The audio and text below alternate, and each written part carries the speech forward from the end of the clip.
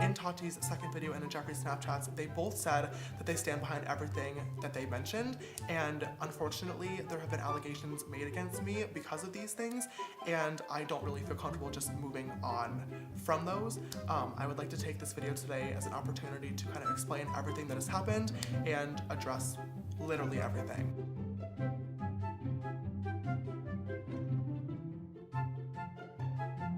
Starting off, my friends and I all attended Coachella weekend 1 from April 11th through 15th, and I had an artist pass provided to me by a brand. We had a really good weekend. I mean, you guys saw the Snapchats, Instagram pictures, and outfits, and my video. It was really fun, and we will definitely never forget it. But at Coachella, I had drama with a boy that I had been talking with for 5 months prior, and it all kind of clouded the overall memories.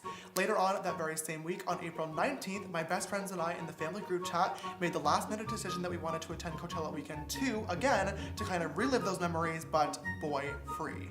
I texted my manager Jake that very same night asking if it'd be possible to get us in for the next day since it was already Friday, meaning we're missing the first day of the festival, so therefore we could only go on Saturday. Because it was so last second, we were only able to get VIP tickets, which is not the same as artist, but we headed over anyway and wanted to have a really good time. For those of you who may not be familiar with Coachella, I do want to quickly clarify the different passes just because it kind of is important to this whole situation. VIP, although VIP, is still very open to the public. Artist passes, however, are passes that you cannot buy. The only way you can get a hold of them is through a brand getting them from the actual festival or through having a personal connection to one of the artists or bands that are playing. It's in a very highly secured area that is not open to the public. Along with artist passes though, there's also something called a performer pass and backstage passes and a lot of other things that can keep you more protected. Keep in mind, weekend 1, I did have an artist pass. Weekend 2, I had a VIP going into the situation. When we walked into weekend 2 with me and my friends on Saturday, April 20th and Sunday, April 21st, we noticed that there was a major difference in the crowd.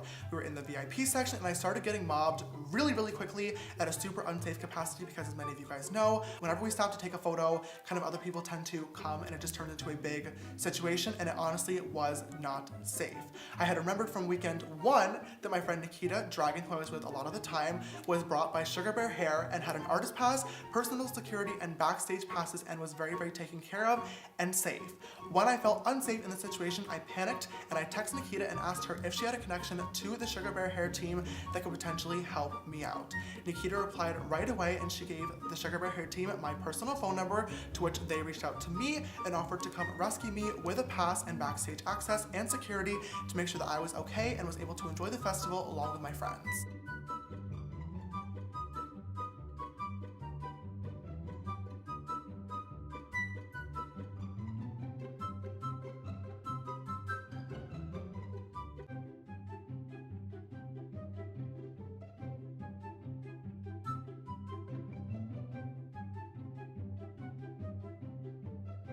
You went to Coachella, somehow had a security issue, and magically Sugar Bear Hair is there with a contract in hand to save the day for you and all of your friends.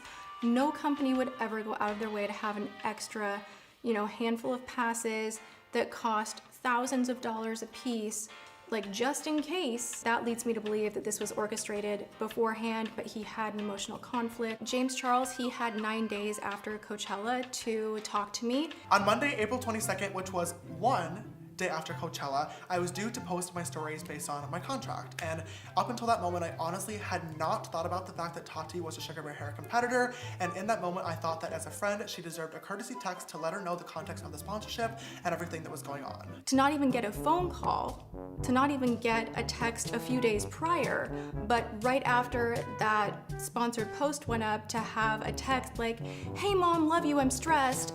Just so you know, XYZ, I just did this post, but it's no big." Before posting my stories, I actually did text Tati first out of respect for her, giving her heads up about the sponsorship, but she was immediately upset. I tried my best to kind of explain the entire situation and also give her a direct apology as well, but at this point I had signed the contract and I absolutely had to post it. There was no getting out of it.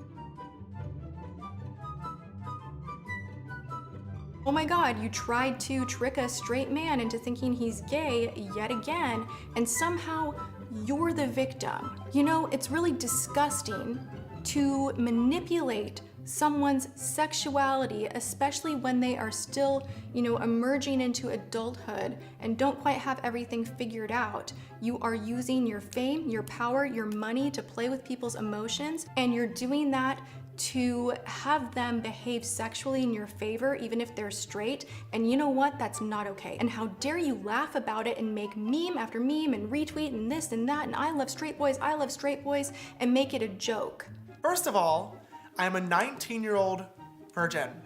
I talk about boys quite a lot on my social media networks. Clearly at this point, it is not acceptable anymore. We're talking about that in a little bit, I promise you. But just thought I would bring it up, put it out into the universe. I don't really get a lot of action.